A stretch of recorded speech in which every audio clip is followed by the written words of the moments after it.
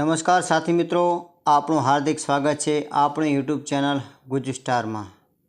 मित्रों, तमे चैनल में नवा हो तो लाइक और सब्सक्राइब करवानुं भूलता नहीं।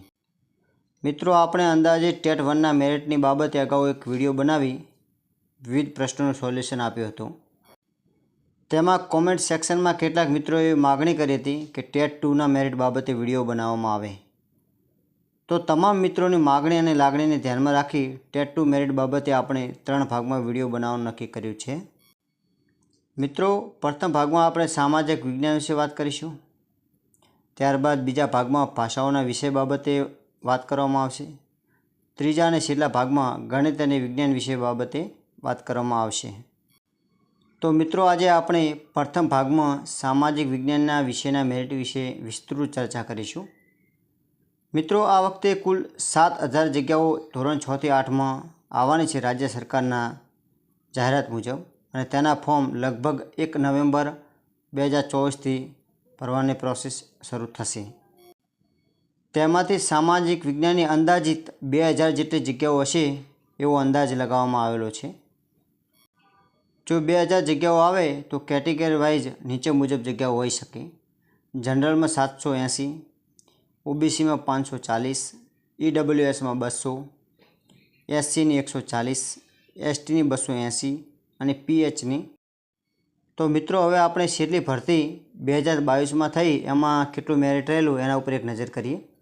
जेमां जनरलनुं अंदाजे 76, ओबीसीनुं 72, ईडब्ल्यूएसनुं 72, एससीनुं 72, एसटीनुं 69, पीएचनुं 71, एवरेज आटलुं मेरिट रहेलुं हतुं। पॉइंट प्लस माइनस हशे कदाच, पण समथिंग आटलुं मेरिट हतुं।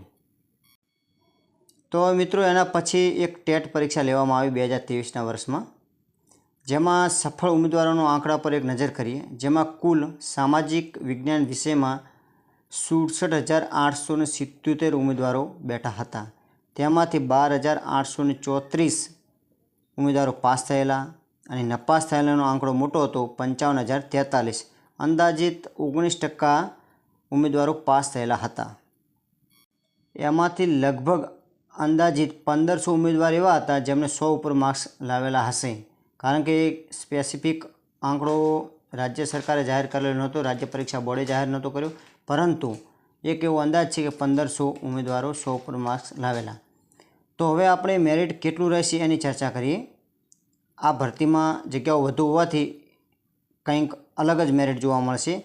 जेमां मारुं स्पष्ट एवुं मानવું છે કે ગયા વર્ષ કરતાં દરેક કેટેગરીમાં 1.5% લઈ અને 2% સુધી નીચું મેરિટ આવે તેવી પૂરી સંભાવના છે। એના કારણો પણ મારી જોડે છે।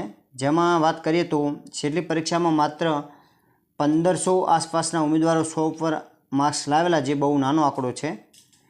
કારણ કે આમ જોવા જઈએ તો સામાજિક વિજ્ઞાન વિષયમાં વધુ માર્ક્સ આવતા હોય છે અને ઉમેદવારો પણ વધુ પાસ થતા હોય છે અને 100 ઉપર માર્ક્સ લાવવાની સંખ્યા પણ દર વખતે વધુ હોય છે। એની સાપેક્ષમાં આ વખતે બહુ ઓછી છે।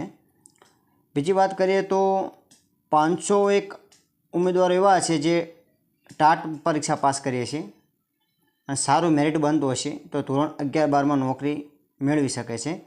એટલે કે આ જે પાસ થયા 1500 એમાંથી 500 એવા હશે જ। ત્રીજું કારણ એવું છે કે ગયા વખતે 600 જગ્યા હોય છતાં છેલ્લા તબક્કામાં બહુ ઓછું મેરિટ હતું। કારણ કે પ્રથમ તબક્કામાં 76 સમથિંગ હતું, એ જ મેરિટ 72ની આસપાસ છેલ્લા તબક્કામાં આવીને ઊભું રહ્યું। એટલે ગાળો બહુ ઓછી જગ્યાઓમાં વધુ મેરિટનો ગાળો પડી ગયેલો અને આ વખતે 2000 જેટલી જગ્યાઓ આવવાની હોવાથી મેરિટ નીચું જશે એ વાત નક્કી છે।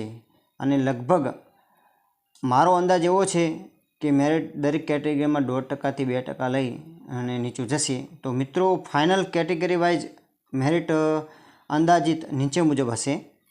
જેમાં જનરલનું 72.5 થી 73, ઓબીસીનું 69.50 થી 70, ईडब्ल्यूएसનું 69.30 થી 70, एससीનું 69 થી 70, एसटीનું 67 થી 69, पीएचનું 68 થી 68.5 એટલે કે 68.5 સુધીનું મેરિટ જશે।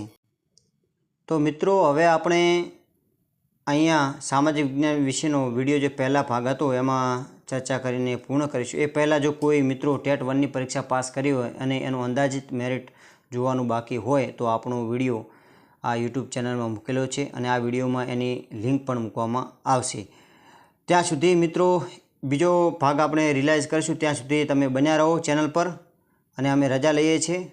જય જય કરવી ગુજરાત.